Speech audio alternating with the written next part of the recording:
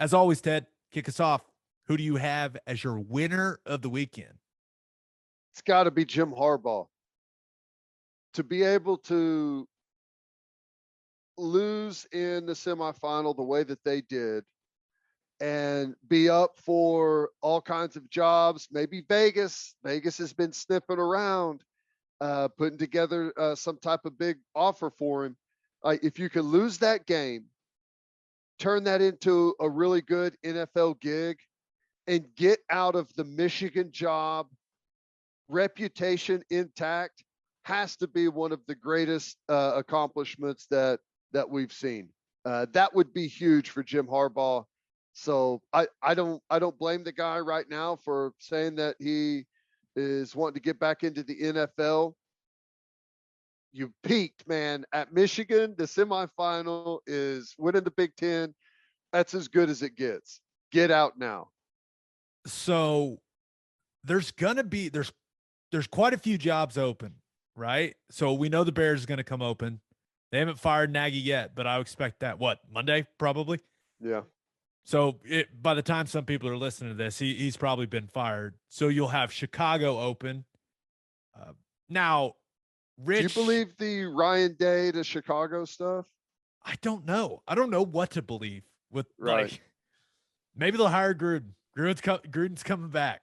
He's been canceled, but he's resurrected. No, I don't know, because as we're recording this, the Raiders are up 17-14 with 11:42 to go in the third. What is his name? Bisaccia? I forget how you pronounce his name. Rich. He's a good coach. Rich Bisaccia. I was with him in Tampa. He's fantastic. So if he kind of picked up all the pieces of that mess, if he takes that group to the playoffs, are they really not going to give him the job? Really? Yeah, I don't know. We've seen special teams coaches, turn into really good head coaches. John Harbaugh has done it there at Baltimore. I don't think that.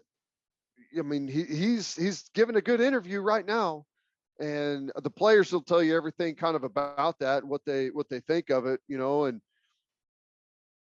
that's assuming he wants it, and I'm guessing that he would, right? To be able to go to the head coach of the Raiders would be awesome, but yeah, I don't know what they do. Maybe Harbaugh will be the next head coach of the Giants. Did you see what they did today? No. Backed up 3rd and 9. 3rd and 9.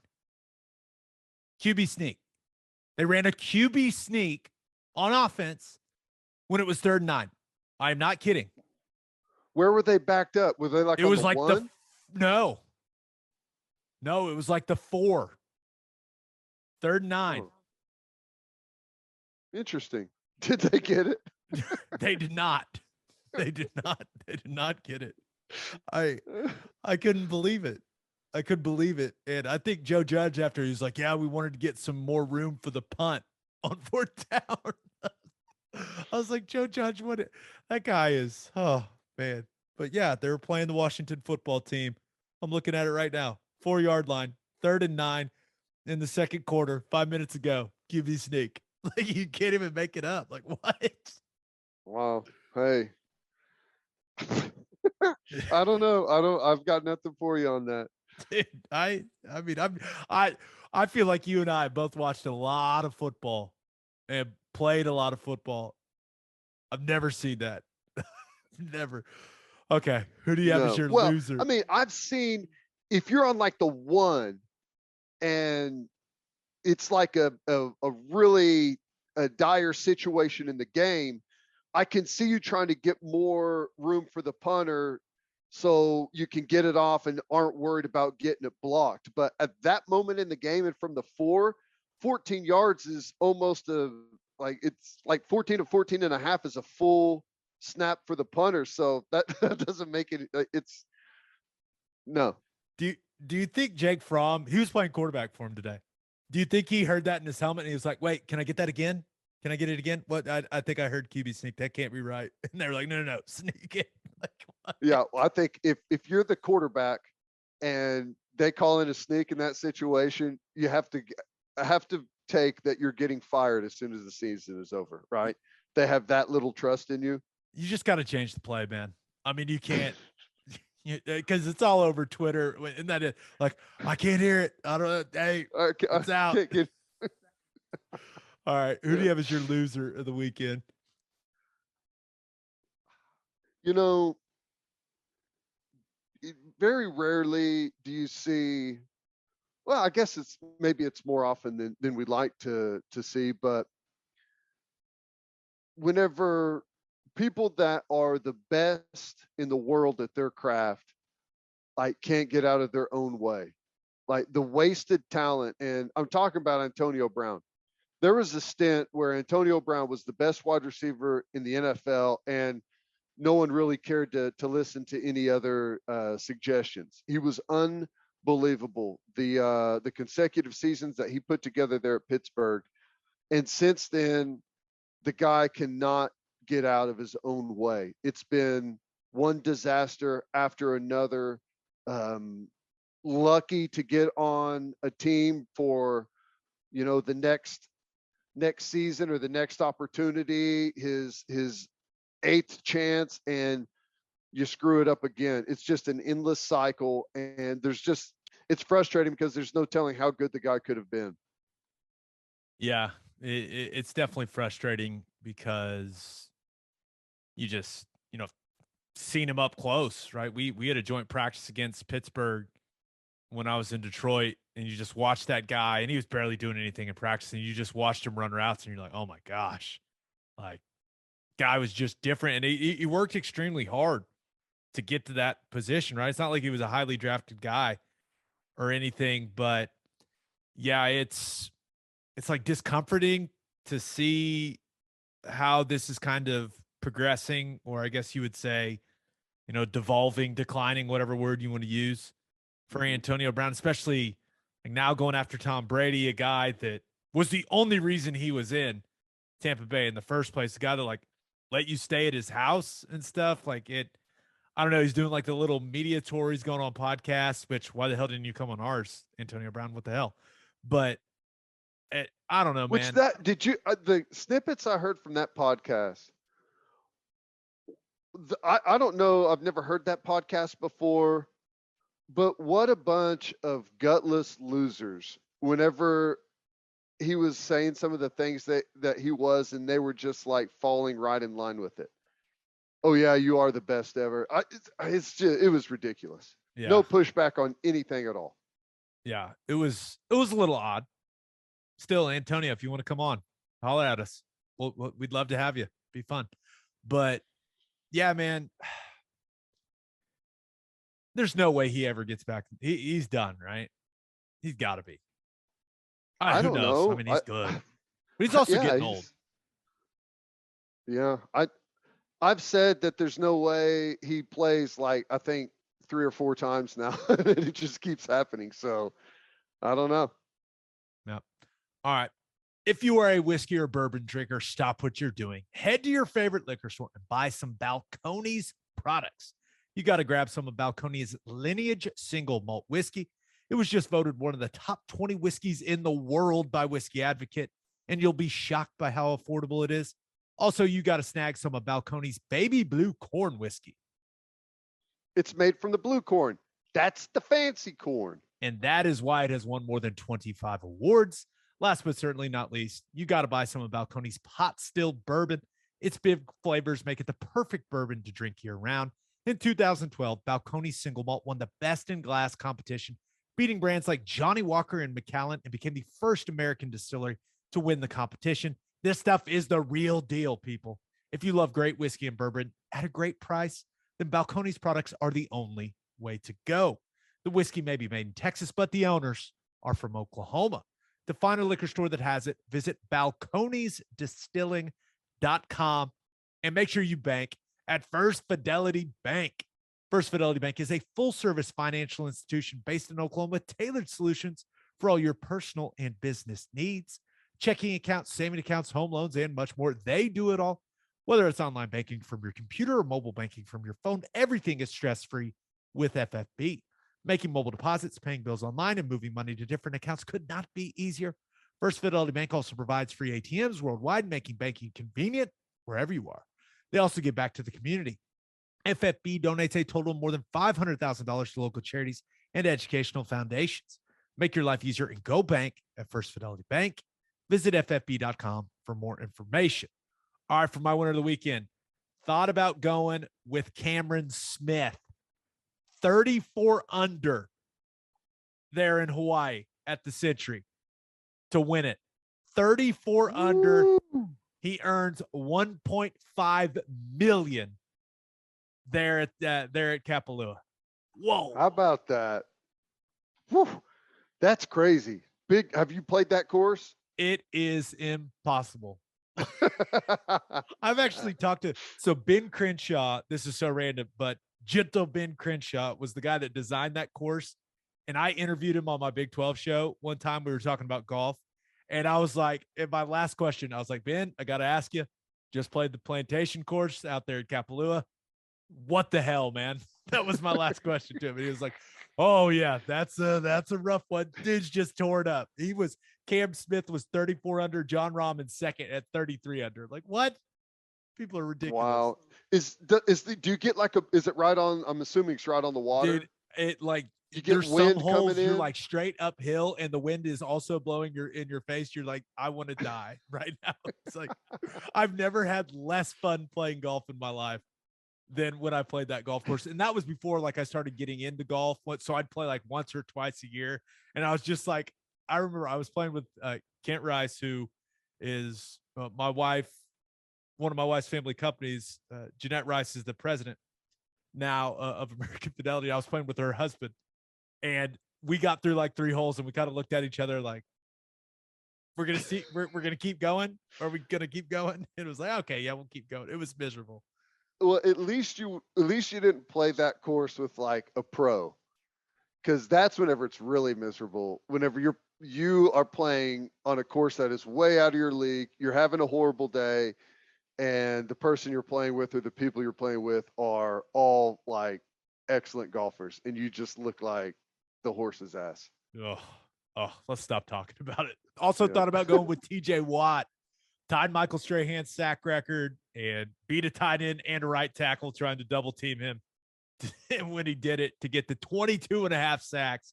And remember, he missed a couple games too, and left a couple games injured as well. And the Steelers got the win in Baltimore. And as long as the Raiders and Chargers don't tie, the Steelers are going to the playoffs, which they're going to get killed by the Chiefs. But who cares? Pretty sweet for TJ Watt. Hell of an accomplishment. It's awesome. That's big time. He can thank the Stefanski with the Browns for that, because of not giving any help to that rookie right tackle. Yeah. We have 4 sacks, right? Yeah. All right. But my winner of the weekend, only one choice, and that is Oklahoma basketball. Woo! Big win over number 11, Iowa State. Before we talk about the game, TJ Otzelberger, that's a tough looking dude. That dude knows where the weight room is. When I looked at him, the first thing I said to my wife, I was like, that guy looks like he'd like to power clean with Ted. I was like, yeah, it's like I bet you he does a little CrossFit, just a little bit. He's an intense looking dude, man. Pretty intense. It was a good looking atmosphere. A lot of fans there. Packed the house for the students being away. It's pretty impressive. I was told it got rather warm in the LNC. They may need to check some things. I had one guy DM me. He was like, can you explain to me why it was 90 degrees in the Lloyd Noble Center? I was like, I don't work there. No, I can't, but it's not supposed to be. So, but we'll see. But just a really nice performance from Porter Moser's squad, especially in that second half. Man, Iowa State, they have been a really solid defensive team this season, and the Sooners just lit them up down the stretch.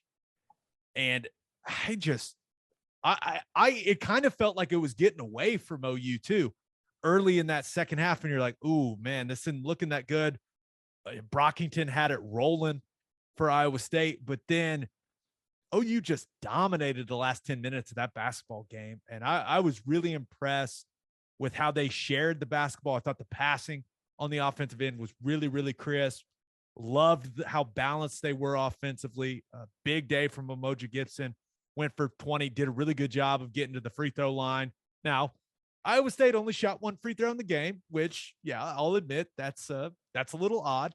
But Harkless had 13. Tanner Groves had 16. He did some really good things in the paint. I thought Bijan Cortez made a big-time impact on the game with his energy, his passing, what he brought to the team late in that one. And they just did such a better job rebounding in this game compared to what they did against Baylor. Man, that's a nice win. It's a really nice win because with the way that Iowa State was playing in that first half and the way that second half got going, I mean, Tyrese Hunter was really good for the Cyclones too, but Sooners just whooped their ass last 10 minutes of the game. It's really fun to watch. Yeah, I can't remember who it was. I thought it was Gibson. Came down, he was coming down the left wing, and like it wasn't a fast break, but it was transition. And he tried to go to the hole and then went to his left, and right there kind of at the elbow, kind of pulled up for like a floater type. It was just a bad shot. And you saw on the Porter Moser on the sideline behind him went crazy and grabbed Bijan and like took him to the scorer's desk. And when Cortez came in, he gave him an instant spark, and they went on like a 17-2 run whenever he came in the game. And just the passing from him, the ball handling, I thought he was the real catalyst down the stretch. He was great in that second half. Yeah, there is a debate to be had about who had the best combination in the building of hair and basketball skill, Bijan Cortez or Josh Giddey, who was in the stands. I'm leaning towards Giddey, seeing he is playing really damn well for the Thunder, who gave the Nuggets all they wanted on Sunday night. But yeah, it's Giddey. But Bijan Cortez was great. The pride of Kingfisher, on that baby. Day, it was Cortez, okay? Yeah, because the Thunder didn't play a basketball game. Love that. Love that That's technicality. Right. Big brain on you. Big brain on you. All right, for my loser of the weekend, thought about going with Montana State, and I hate to say that because their starting quarterback was injured on the first series there in the FCS National Championship game, and they got steamrolled by North Dakota State. I watched about the first 5 minutes of the game, and I saw what North Dakota State's offensive line was doing to Montana State, and I was like, I've seen enough. This is not going to be close. Now, there's no shame. There's no shame in it because the Bison have won, 9 of 11 titles there in the FCS. Sheesh, man. They are just – that's such a powerhouse. We talk about Bama. Now I know it's FCS, but still, I mean, to win it that consistently – and it would be 10 of 11 if Trey Lance wouldn't have opted out, right, for them. So just that was a beat down, but at least the parts of that game I watched, it was not close. I saw a bunch of people using that as a way to push back on expanding the playoff as it is right now, because they've won so many, 9 of the last 11. But I don't even. It's crazy to put together that type of success in North Dakota. Like, you know what I'm saying? I could understand if it was one of the places down south where, players would want to go play, but man, it's impressive. Yep. All right. But my loser of the weekend got to be the Indianapolis Colts. Oh, I mean, all they had to do was beat the Jacksonville Jaguars and they go to the playoffs. And not only did they not beat the Jaguars kicked their ass 26-11. And honestly, it should have been more lopsided than that if the Jaguars wouldn't have settled for a couple field goals. They have now lost 7 straight in Jacksonville. The Colts have 7 straight to the Jags in Jacksonville. And that Colts offensive line, they got pushed around. Jonathan Taylor really couldn't get going. He had like 77 yards rushing, and 23 of those came on a play where 2 guys hit him in the backfield. He just somehow bounced out of it and made it all happen himself. They just kept trying to run in between the tackles on short yardage. and they just kept getting stuffed, and they just kept trying it. It kept getting stuffed, and I'll give Carson Wentz a little bit of a break. They didn't do a great job protecting him at times, but also the guy just holds on to the ball forever sometimes. It's just, and of course he had an intercept. Like this was a game where everyone, like all the attention was on Carson Wentz. Everyone was like, all right, this game is going to tell us everything we know about what Carson Wentz is made of. And oh my God, it went horrifically for the Colts. And the Colts defense wasn't good either, man. I mean, they didn't tackle well, didn't force any turnovers. Jags were 7 of 15 on third down. Trevor Lawrence played one of the best games of his NFL career. And it was with the Colts. All they had to do was win, and they were going to the playoffs. Beat the worst team in the league that has fired their coach and has had all the issues. Beat the worst team in the league who had hundreds of fans in the stands dressed as clowns because they want the GM fired too. They couldn't do it. And not only did they not do it, they got their ass kicked. What was that? That's why I try to explain this to people, but the cliche in the NFL's maybe the only league where it's true, but it is incredibly difficult to win in the NFL. And the difference between teams that make the playoffs and even the worst team in the league at times is razor thin. Here's the perfect example. You have a team that has like every excuse to have packed it up a long time ago, right? But everyone's still trying to get stats, still trying to make plays. Guys are trying to show that they've got something. They know they're getting released, and this film is going to be all they've got for next season, trying to catch on as a free agent. You just never know what you're running up against any weekend in the NFL. And it's shocking, but hilarious at the same time. Yeah. Bet the Colts didn't know that Marvin Jones Jr. Needed a couple catches to hit a $500,000 incentive. Woo! And he hit it, baby, and had a touchdown. But just a little insult to injury for the Colts. And I'm sure we have tons of Colts fans that listen to this.